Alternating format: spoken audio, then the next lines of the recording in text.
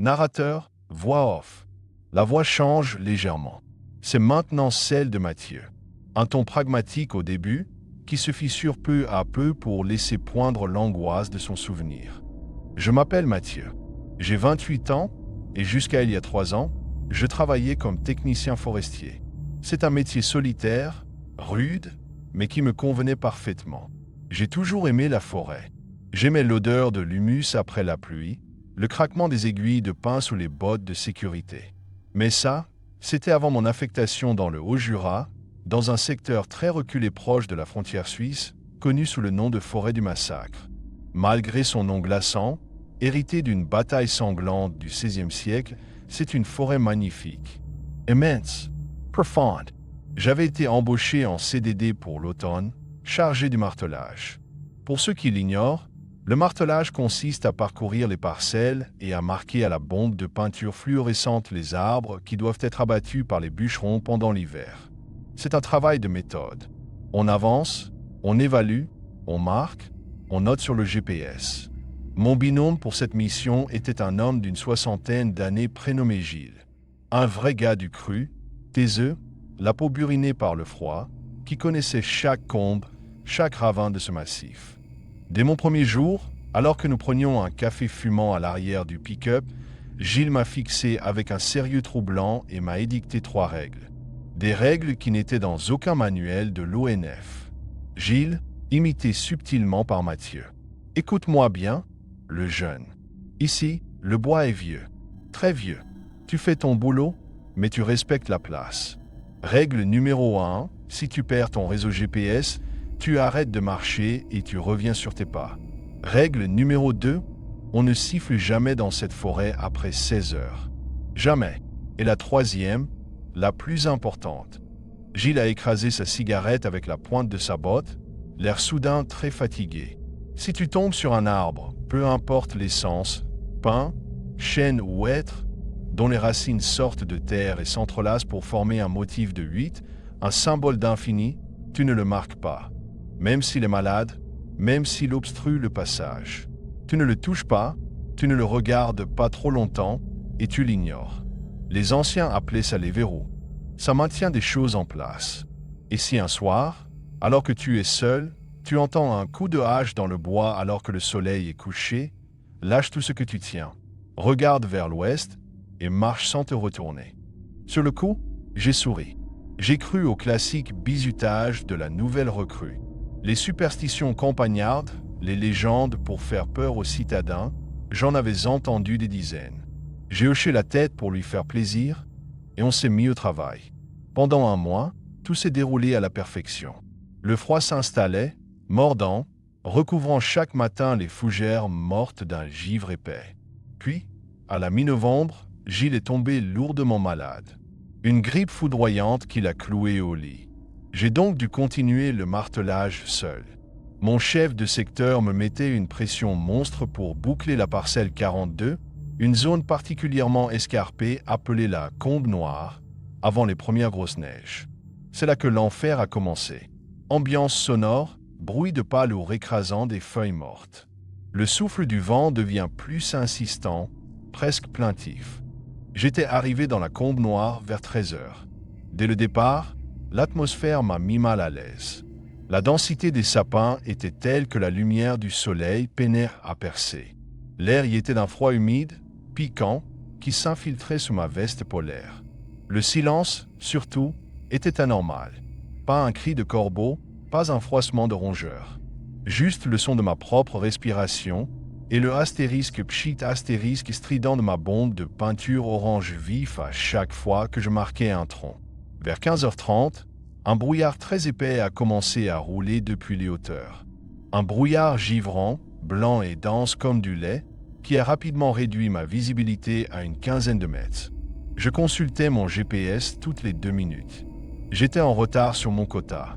Il me restait une vingtaine d'arbres à marquer avant de pouvoir rentrer au pick-up, garé à environ 3 km de là. C'est à cet instant, au détour d'un énorme rocher couvert de mousse noire, que je l'ai vu. Un épicéa massif, colossal. Son tronc était gris, presque cadavérique. Mais ce qui a figé mon regard, ce sont ses racines.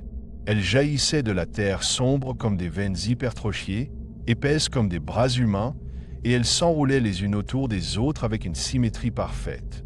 Elles formaient un 8, un symbole d'infini, noué, tordu, s'enfonçant dans le sol.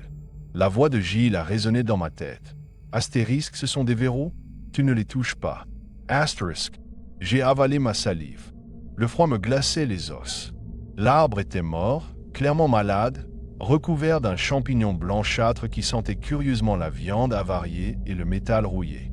Mon cahier des charges exigeait d'abattre ce genre de spécimen pour éviter la propagation de maladies. J'ai regardé ma montre, 15h45. Le brouillard s'épaississait encore. J'étais fatigué, j'avais froid, et j'en avais marre de ces conneries de légendes locales. Je voulais en finir. Je me suis approché de l'épicéa géant. L'odeur de pourriture m'a donné un haut le cœur. J'ai secoué ma bombe de peinture, la bille métallique cliquetant dans un écho qui m'a semblé atrocement fort. Et j'ai tracé une grande croix orange, dégoulinante, en plein milieu du tronc. Bruitage, le astérisque pchit astérisque de la bombe de peinture. Puis un arrêt brutal de tout son d'ambiance. Un silence total, oppressant, artificiel. À la seconde où la peinture a touché l'écorce, le vent est tombé. D'un coup sec, comme si on avait coupé le son du monde. Une sensation de vertige m'a pris.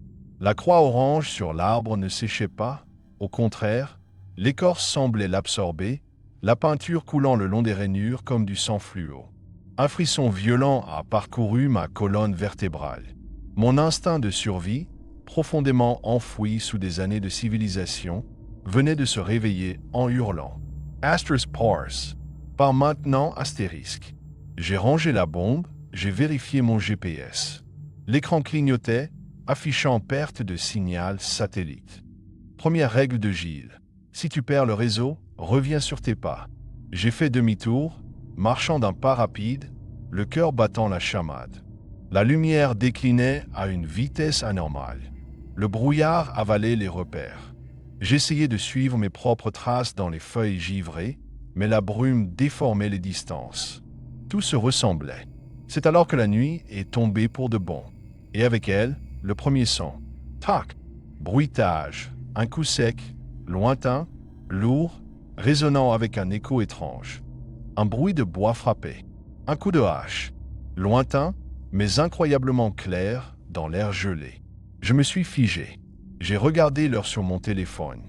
17h10. La nuit était noire. Aucun bûcheron ne travaillait à cette heure-ci, et encore moins dans un brouillard pareil. Tac! Un deuxième coup. Plus proche. Il ne venait pas de la direction de la route, il venait de derrière moi. De la zone où j'avais marqué l'arbre aux racines tressées. Astérisque troisième règle, si tu entends un coup de hache la nuit, marche sans te retourner, astérisque. J'ai commencé à marcher. Vite. Ma lampe frontale perçait à peine le brouillard, créant un halo aveuglant. Ma respiration formait des nuages blancs devant mon visage. J'essayais de rester rationnel. Je me disais que c'était un arbre qui craquait sous l'effet du gel, un phénomène naturel appelé gélivure qui produit des bruits de détonation. Tac! Non, ce n'était pas un craquement. C'était rythmique, méthodique, le son métallique d'une lame mordant le bois, arrachant des éclats. Et ça se rapprochait. Tac! Mon pas rapide s'est transformé en course. La panique, pure et animale, m'a envahi. Je trébuchais sur des racines, les branches basses fouettaient mon visage, déchirant ma peau, mais je ne ralentissais pas. Le bruit de mes propres bottes semblait minuscule comparé à l'écho terrifiant qui me poursuivait. Tac! C'était à moins de 100 mètres maintenant. La terre semblait vibrer sous l'impact. Ce qui me terrifiait le plus, ce n'était pas la hache, mais l'absence de bruit de pas. La chose qui frappait ne marchait pas, elle se déplaçait, tout simplement. Le son du martèlement avançait, implacable, calqué sur les battements de mon propre cœur. Soudain, une odeur écœurante a saturé l'air. La même odeur de viande avariée et de rouille que près du vieil épicéa. Je pleurais à moitié, haletant, les poumons en feu à cause du froid. Je savais que si je m'arrêtais, j'étais mort. Je ne saurais vous dire pourquoi, c'était une certitude viscérale. Tac! Le coup a résonné juste derrière moi, peut-être à 10 mètres. Un bruit énorme, humide, comme une lame tranchant dans de la chair et de l'os autant que dans du bois. Et avec ce coup, un souffle glacé s'est abattu sur ma nuque. La règle, astérisque ne te retourne pas astérisque. Je hurlais de terreur, fixant désespérément le faisceau tremblotant de ma lampe devant moi.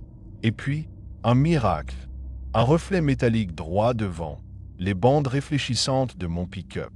J'ai sprinté avec l'énergie du désespoir, j'ai arraché les clés de ma poche, j'ai ouvert la portière, je m'y suis engouffré et j'ai verrouillé de l'intérieur en hurlant. Bruitage, portière qui claque lourdement, verrouillage centralisé, silence étouffé à l'intérieur de l'habitacle. Je me suis recroquevillé sur mon siège, les mains plaquées sur mes oreilles, le souffle court. À l'extérieur, le silence était retombé. Plus de coups de hache, plus rien, juste le brouillard pressé contre les vitres de mon véhicule. J'ai mis le contact d'une main tremblante. Les phares se sont allumés, déchirant l'obscurité opaque. J'ai hurlé, un cri guttural, pitoyable. Là, juste à la limite du faisceau lumineux, à 1 mètre à peine de mon pare-choc avant, se tenait un arbre. Un arbre massif, gris cadavérique. Il n'était pas là quand je m'étais garé le matin même. C'était impossible, il aurait bloqué la piste forestière. Ses racines noires jaillissaient du gravier de la route, épaisses comme des bras humains, entrelacés pour former un U parfait. Un symbole d'infini. Et au centre de son tronc, à hauteur d'yeux, luisait une croix de peinture orange fluorescente. La peinture était encore fraîche. Elle coulait lentement le long de l'écorce, brillante sous la lumière de mes phares. Je n'ai pas réfléchi. J'ai enclenché la marche arrière, écrasant l'accélérateur, et j'ai roulé à l'aveugle jusqu'à retrouver la route départementale. Je n'ai jamais remis les pieds dans le Haut-Jura. J'ai démissionné de l'ONF par mail le lendemain matin, sans donner d'explication. Gilles est mort de sa grippe 3 jours plus tard. On dit souvent que les vieilles forêts abritent la vie. C'est vrai, mais elles abritent aussi des choses anciennes, des choses endormies sous la terre, gardées par des verrous millénaires. Des verrous qu'il ne faut jamais, au grand jamais, marquer de notre sceau. Transition du narrateur. Ambiance sonore, le vent s'apaise pour laisser place à un silence lourd, rompu seulement par le crépitement d'un feu de cheminée imaginaire. Narrateur, voix off. Ton hypnotique, mesuré, à la limite du murmure. Les frontières, c'est ce qui nous sépare de l'inconnu. Nous croyons naïvement que nos cartes topographiques délimitent le monde, mais la véritable frontière n'est pas tracée sur du papier glacé. Elle se trouve là où le macadam s'arrête, là où la lumière des phares meurt pour laisser place aux ombres dansantes des sous-bois. La première histoire nous a rappelé que la Terre garde ses propres secrets sous clé et que la curiosité peut réveiller ce qui devrait dormir à jamais.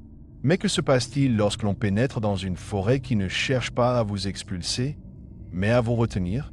Dans les vieux massifs montagneux, les légendes se chuchotent à voix basse. Il existe des règles absurdes pour un esprit moderne, jusqu'à ce que la nuit tombe et que les arbres semblent se refermer sur vous. Notre deuxième témoignage vient de Clara, une femme rationnelle qui a eu le malheur de briser la loi la plus stricte d'une forêt domaniale oubliée. Narrateur, voix off. La voix devient celle de Clara. Une voix féminine, d'abord douce, presque nostalgique, puis de plus en plus tendue et saccadée, marquée par l'angoisse rétrospective. Je m'appelle Clara. Je suis architecte d'intérieur à Strasbourg. J'ai une vie réglée, urbaine, rythmée par les chantiers, les devis et les réunions. Pour décompresser, ma seule véritable échappatoire a toujours été la macrophotographie. J'aime capturer l'infiniment petit, la rosée sur une toile d'araignée, les nervures complexes d'une feuille morte, le velours de la mousse sur l'écorce. Pour trouver les meilleurs sujets, il faut s'éloigner des sentiers battus. C'est ce qui m'a poussé, un week-end de fin octobre de l'année dernière, à réserver une chambre dans une très vieille auberge isolée des Hautes-Vosges, près d'un secteur que les cartes nomment simplement le Vallon Noir. Le soir de mon arrivée, je dînais seul dans la salle commune de l'auberge. Le propriétaire, un homme au visage taillé à la serpe, essuyait des verres derrière son comptoir en bois massif. Voyant mon énorme appareil photo posé sur la table, il s'est approché, m'a servi une liqueur de sapin sans que je ne demande rien, et s'est appuyé contre le dossier de ma chaise. Il ne souriait pas. Il m'a demandé où je comptais randonner le lendemain. Quand j'ai mentionné le Vallon Noir pour chercher des lichens rares, son regard a changé. Il est devenu dur, insistant. « N'allez pas au-delà de la ligne des vieux hêtres », m'a-t-il dit d'une voix sourde. Mais si vous y allez, et que vous entrez dans la zone des épines blanches, écoutez-moi bien. La forêt là-haut est ancienne. Elle a faim, d'une certaine manière. Si, pendant que vous marchez, vous laissez tomber quelque chose par terre, peu importe ce que c'est, une gourde, un gant, vos lunettes, ne le ramassez sous aucun prétexte. Laissez-le. C'est un péage. La forêt vous a fait trébucher pour prendre son dû. Si vous reprenez ce qui est à elle, elle ne vous laissera jamais repartir. J'ai souri. Un sourire nerveux de citadine polie. J'ai pensé qu'il essayait de me faire peur, de jouer au vieux montagnard bourru pour le folklore, pour donner du cachet à son auberge. J'ai bu sa liqueur, je l'ai remercié, et je suis monté me coucher, amusé. Le lendemain matin, à l'aube, le brouillard s'accrochait encore aux cimes des sapins. L'air était glacial, pur, piquant. J'ai marché pendant 3 heures, quittant rapidement les chemins balisés de randonnée. La forêt était d'une beauté saisissante, silencieuse, tapissée d'un lit d'aiguilles rousses qui étouffait le bruit de mes pas. Vers midi, j'ai traversé une ligne de hêtres majestueux. Immédiatement, le paysage a changé. Les arbres sont devenus plus denses, leurs troncs plus sombres, recouverts d'un lichen d'un blanc laiteux, presque maladif. Les fameuses épines blanches. L'endroit était parfait pour mes photos.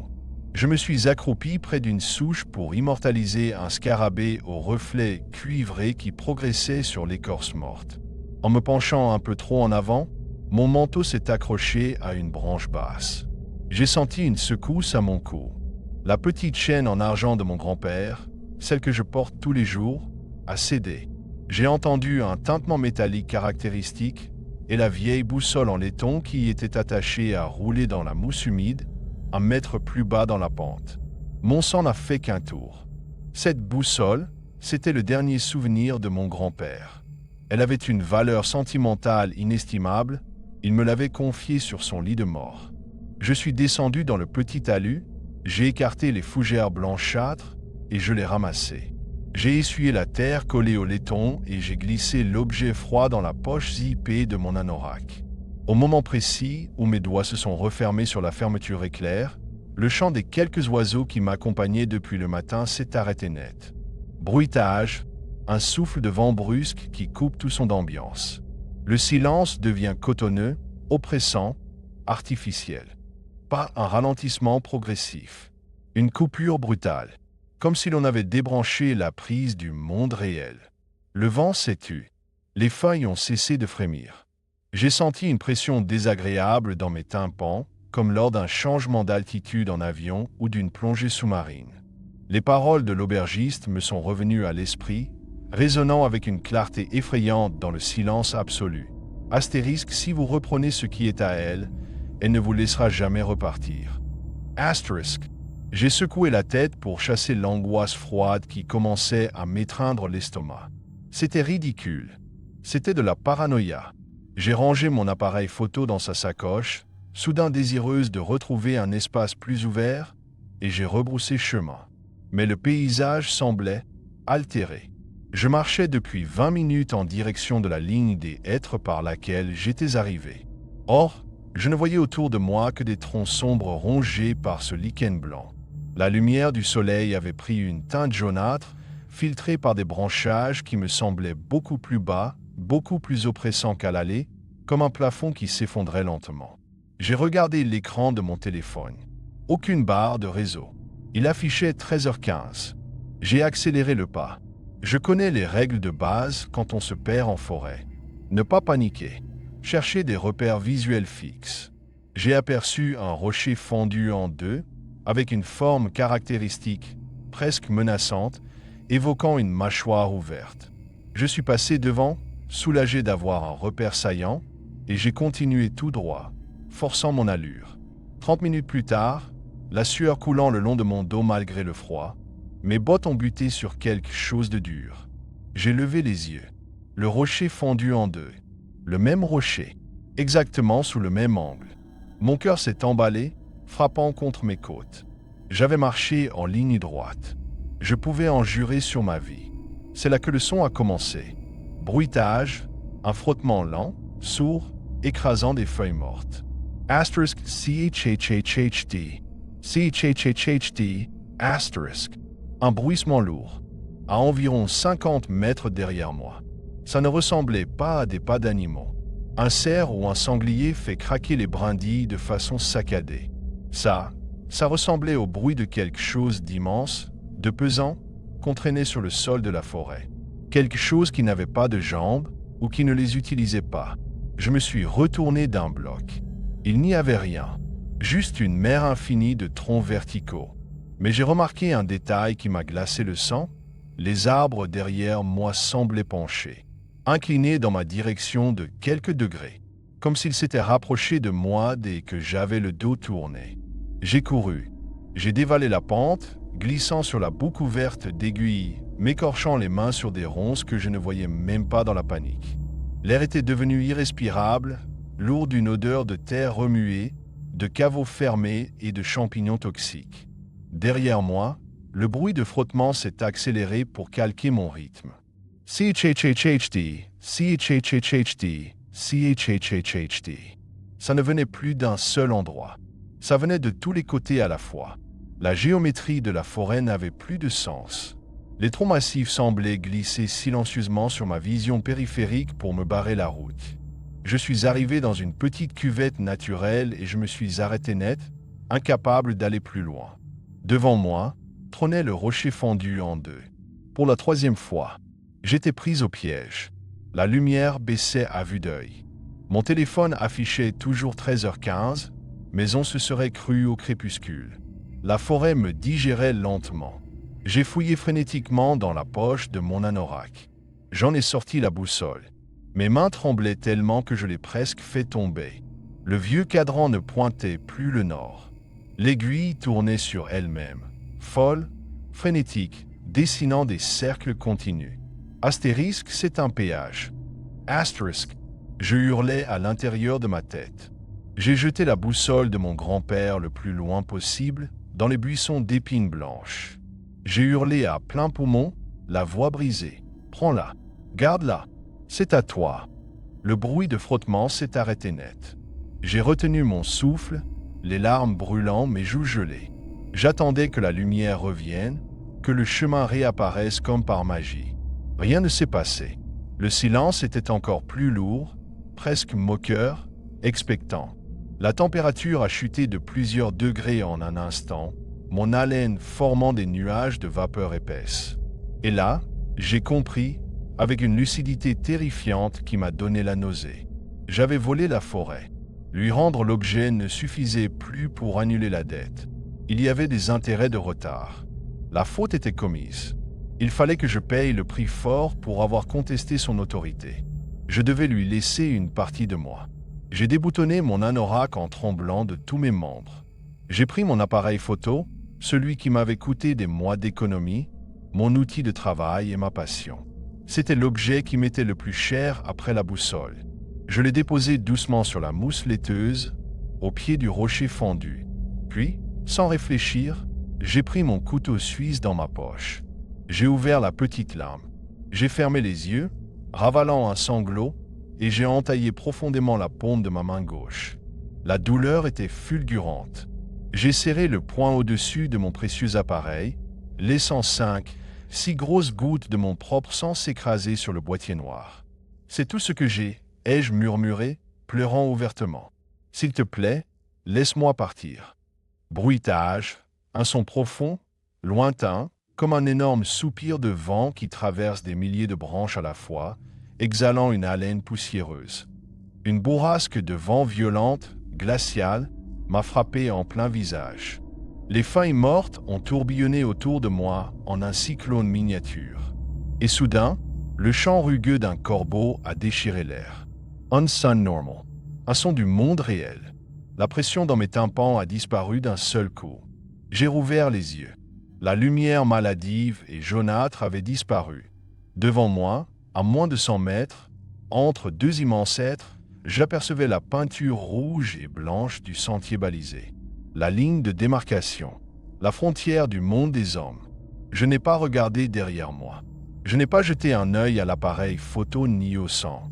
J'ai marché droit vers la balise, le pas raide, serrant ma main blessée contre ma poitrine pour endiguer le saignement, le regard fixé sur le chemin. J'ai marché sans m'arrêter, trébuchant comme une ivrogne, jusqu'à retrouver la cour de l'auberge. L'aubergiste était sur le porche. Il n'a posé aucune question quand il a vu mon visage livide, mes vêtements déchirés et ma main poisseuse de sang. Il m'a simplement tendu une trousse de secours avec un calme désarmant, a croisé mon regard terrorisé et m'a dit doucement « Vous avez payé. Je ne retourne plus jamais en forêt, même pas dans les parcs publics de ma propre ville. » Parfois, la nuit, dans le silence stérile de mon appartement strasbourgeois, j'ai l'impression d'entendre un frottement étouffé sur le parquet de mon couloir. Asterisk CHHHHD, CHHHHT, astérisque un son insidieux. Comme si la forêt, ayant goûté à mon sang, se demandait si le péage que j'ai payé ce jour-là était vraiment suffisant. Fondu sonore, un dernier bruissement très proche de l'oreille, puis le silence absolu. Transition du narrateur. Ambiance sonore, le sifflement aigu du vent s'éteint lentement pour laisser place à un silence lourd, uniquement rompu par le craquement lointain de branches mortes. Narrateur, voix off. Ton grave, intime, empreint d'une sombre sagesse. La forêt prend, et parfois, la forêt exige. Le récit de Clara nous rappelle que la nature possède une mémoire ancienne, intransigeante. Elle a eu l'intelligence ou l'instinct de survie de comprendre qu'il fallait payer son tribut avant que la nuit ne l'engloutisse tout à fait. Mais il y a une chose bien plus terrifiante qu'une forêt qui vous réclame un péage matériel ou charnel. C'est une forêt qui vous envie. Une forêt qui observe, tapie dans l'ombre des grands chênes, et qui convoite votre vie, votre chaleur, votre place même parmi les hommes. Notre troisième et dernière histoire nous emmène dans les profondeurs du parc naturel du Morvan, un océan de verdure où les hivers sont rudes et les nuits denses. Antoine, un jeune père de famille, pensait y trouver un havre de paix. Il ignorait que dans la solitude absolue des campagnes isolées, le pire cauchemar n'est pas le silence. C'est d'entendre la voix de la personne que vous aimez le plus au monde venir d'un endroit où elle ne devrait absolument pas être. Narrateur, voix off. La voix d'Antoine prend le relais. Un timbre masculin, jeune mais usé, haché par une angoisse chronique. Il parle doucement, comme pour ne pas réveiller quelqu'un dans la pièce d'à côté. Je m'appelle Antoine. Il y a 2 ans, ma femme Camille et moi avons quitté la banlieue parisienne pour acheter une vieille ferme isolée dans le Morvan. C'était notre rêve. Un retour à la terre, loin du béton, de la pollution et du bruit, pour élever notre petite fille, Chloé, âgée de 3 ans. Notre terrain de 2 hectares se terminait abruptement sur une lisière très dense. Une forêt domaniale gigantesque, non exploitée, un véritable enchevêtrement sauvage de chênes centenaires, de être tordu par les vents et de ronces. Pendant les premiers mois, tout était idyllique. La nature nous appartenait. Puis le mois de novembre est arrivé, apportant avec lui une brume perpétuelle, poisseuse, qui semblait s'écouler des bois comme un liquide lourd pour noyer notre jardin. C'est à cette période que notre seul voisin, un agriculteur à la retraite nommé Marcel qui vivait à 3 kilomètres de là, est passé nous déposer des œufs frais. En buvant son café chaud dans notre cuisine flambant neuve, il regardait fixement par la fenêtre, scrutant le mur d'arbres noirs au fond du terrain. Il a posé sa tasse lentement, le visage soudain très dur, dépouillé de son habituelle bonhomie paysanne. « L'hiver arrive », a-t-il murmuré, presque pour lui-même. « Les journées raccourcissent vite par ici. Écoutez-moi bien, vous les citadins. Je vous aime bien. Alors je vais vous donner une règle qu'on n'apprend pas à l'école. À partir du moment où le soleil touche la cime des arbres, vous ne vous approchez plus de la lisière. Et surtout, si la nuit est tombée et que vous entendez quelqu'un vous appeler depuis le fond du bois, même si c'est la voix de votre enfant, même si c'est celle de votre femme qui pleure et crie à l'aide, vous ne répondez pas. Vous fermez la porte à clé, vous tirez les rideaux et vous faites le mort. J'ai esquissé un petit rire gêné, pensant à une farce, à un de ces contes de fées macabres pour effrayer les nouveaux venus. Mais ses yeux brillants et vitreux étaient terrifiants de sincérité. Il a enfilé son manteau et a ajouté une dernière phrase avant de partir. Ça imite pour qu'on lui ouvre. Et si vous répondez, ça saura que vous l'avez entendu. Et ça ne vous lâchera plus. J'ai enfoui cette mise en garde morbide dans un coin de mon esprit, la classant parmi les superstitions locales absurdes. Jusqu'à cette fameuse soirée de décembre. Il était environ 18 heures. La nuit était totale, opaque, engloutissant la campagne sans même la lueur de la lune. Camille donnait le bain à Chloé à l'étage. J'entendais distinctement leurs rires étouffés à travers le vieux plancher en chêne, mêlé au bruit rassurant de l'eau éclaboussant la baignoire. J'avais besoin de bois sec pour relancer le poêle à granulés du salon. Notre grand abri à bûches se trouvait tout au fond du jardin, à une dizaine de mètres seulement de la fameuse ligne d'arbres que Marcel redoutait tant. J'ai enfilé ma grosse veste, pris une lampe torche puissante et je suis sorti par la porte de derrière. L'air était d'un froid glacial, coupant, imprégné d'une odeur entêtante de terre humide et de feuilles pourrissantes. J'ai marché dans la neige fine qui commençait à recouvrir l'herbe jusqu'à l'abri. J'ai rempli mon panier en osier à ras-bord et je me suis retourné pour rentrer me mettre au chaud. C'est là que je l'ai entendu. Bruitage, un sifflement léger du vent, soudain interrompu par une voix féminine, distante, provenant des profondeurs de la forêt. La voix est claire, tremblante, désespérée. « Antoine, s'il te plaît, viens m'aider. » J'ai lâché mon panier. Les bûches ont roulé dans la neige avec un fracas sourd. Mon sang a instantanément gelé dans mes veines. C'était la voix de Camille. Ce n'était pas une ressemblance vague, ce n'était pas le vent s'engouffrant dans des branches pour créer une illusion sonore. C'était son intonation exacte, son léger cheveu sur la langue quand elle est angoissée, sa fréquence vocale précise. « Antoine, je suis tombé dans un trou. J'ai mal. J'ai si froid. Viens m'aider, s'il te plaît. » Mon premier réflexe, totalement animal et instinctif, a été de faire un grand pas en direction de la forêt sombre. L'anxiété me serrait violemment la gorge. Mais au moment où j'allais ouvrir la bouche pour hurler son nom à travers les arbres, la voix rauque du vieux Marcel a explosé dans ma mémoire avec la force d'un coup de poing. Astérisque, même si c'est celle de votre femme qui crie à l'aide, vous ne répondez pas. Astérisque, je me suis figé, les bottes enfoncées dans la neige. J'ai braqué le faisceau de ma lampe torche vers notre maison, droit vers la fenêtre de l'étage. La lumière jaune et chaude de la salle de bain brillait toujours. J'ai plissé les yeux, la respiration coupée, et j'ai vu très clairement l'ombre de Camille passer derrière le store occultant en frottant vigoureusement la tête de notre fille. Je pouvais même entendre la petite voix lointaine de Chloé qui chantonnait une comptine. Ma femme était à l'intérieur. Elle était en sécurité. Alors, qu'est-ce qui m'appelait par mon prénom depuis les entrailles de la forêt? J'ai tourné très lentement le poignet, balayant l'obscurité des bois avec ma lampe torche. Le faisceau blanc a découpé les troncs sombres, perçant la nuit sur une trentaine de mètres avant d'être avalé par l'épaisseur de la lisière. Et je l'ai vu, debout, juste derrière un énorme tronc de chêne noirci, à l'extrême limite du halo lumineux. Il y avait une silhouette humaine. Elle portait exactement le même manteau rouge que Camille possédait dans notre penderie. Elle avait les mêmes longs cheveux bruns ruisselants sur ses épaules. Elle me tournait le dos à moitié, la tête baissée, les épaules tressautant de manière saccadée comme si elle pleurait à chaudes larmes. « J'ai peur ?» Antoine a sangloté la chose avec la voix de ma femme. « Pourquoi tu ne viens pas me sauver ?» Bruitage, un silence absolu, insoutenable, brisé uniquement par les crissements de la neige sous les pieds d'Antoine qui recule d'1 millimètre. La nausée m'a frappé de plein fouet, me tordant l'estomac. La voix venait bien de cette entité. Oui, mais il n'y avait aucun nuage de condensation qui sortait de sa bouche dans l'air glacial à -2 degrés. La chose ne respirait pas. Et pire encore, plus je la fixais, plus ses proportions devenaient cauchemardesques. C'est difficile à décrire avec des mots simples, mais l'inconscient humain capte ces erreurs organiques instantanément.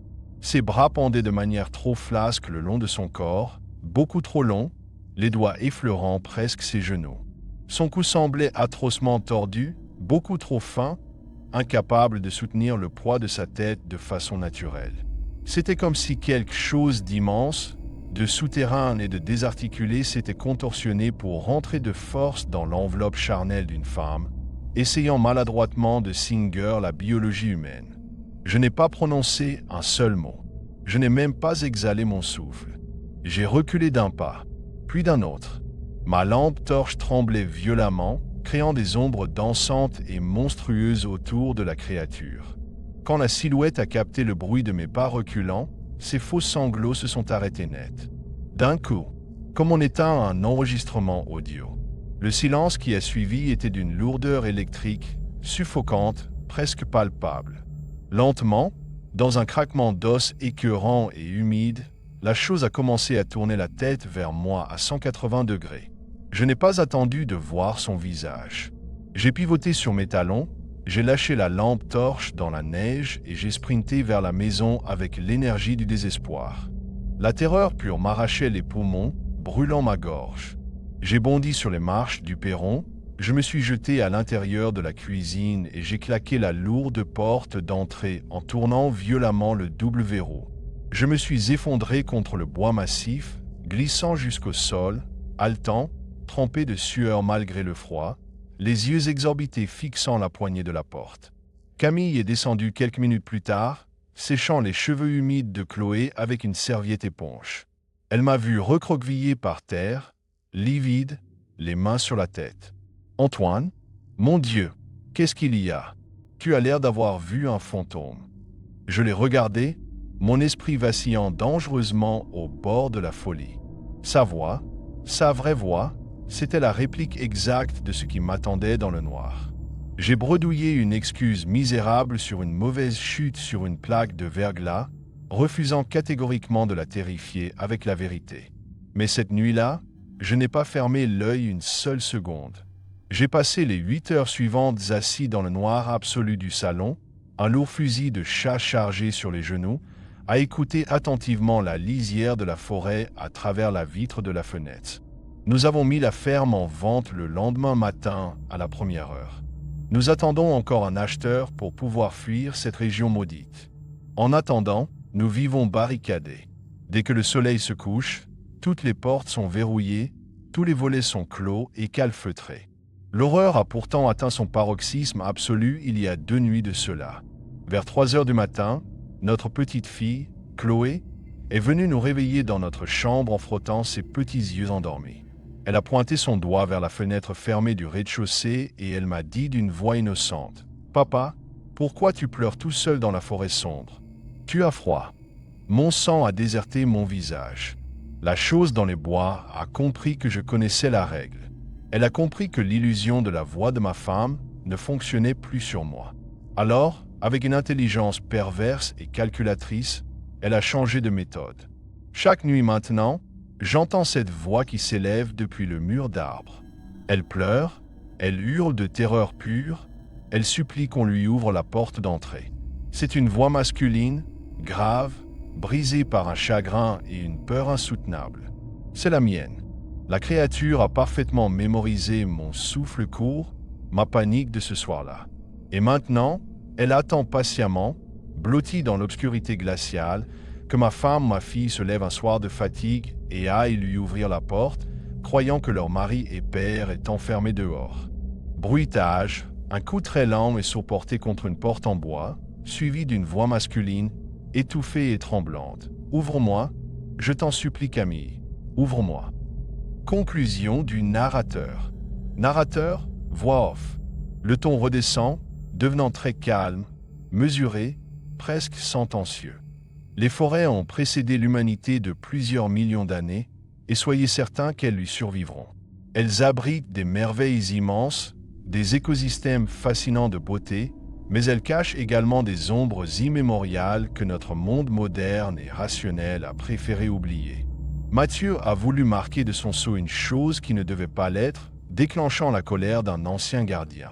Clara a naïvement repris ce qu'elle avait perdu, ignorant que la nature exige toujours de récupérer sa dette avec les intérêts de la chair. Antoine, Lui a eu la chance inouïe de connaître la règle du silence avant de commettre l'irréparable. Ces récits ne sont pas de simples contes pour effrayer les enfants avant le coucher. Ce sont des mises en garde vitales. Demandez-vous pourquoi les habitants locaux de ces régions reculées ne rient jamais quand on évoque ces vieilles superstitions. Pourquoi ils baissent les yeux et pourquoi ils s'empressent de changer de sujet dès que la lumière décline. La prochaine fois que vous déciderez de vous promener loin des sentiers balisés, lorsque la lumière du jour commencera à devenir grise et que le silence total remplacera brusquement le chant des oiseaux, souvenez-vous de ces 3 histoires. Ne marquez jamais les vieux troncs tordus. Ne ramassez rien que vous ayez fait tomber sur la mousse. Et surtout, si une voix familière vous appelle depuis les profondeurs de l'obscurité, ne vous arrêtez pas et tournez le dos. Ne répondez sous aucun prétexte. Merci de m'avoir écouté jusqu'au bout ce soir. Si la peur de l'inconnu et des ténèbres vous fascine, n'hésitez pas à vous abonner pour découvrir d'autres récits terrifiants. D'ici là, vérifiez bien vos serrures, tirez vos rideaux et bonne nuit. Ambiance sonore, une ultime bourrasque de vent froid, suivie du bruit lourd et métallique d'un double verrou que l'on tourne lentement. Le son d'un battement de cœur s'estompe progressivement jusqu'au silence total. Fondu au noir,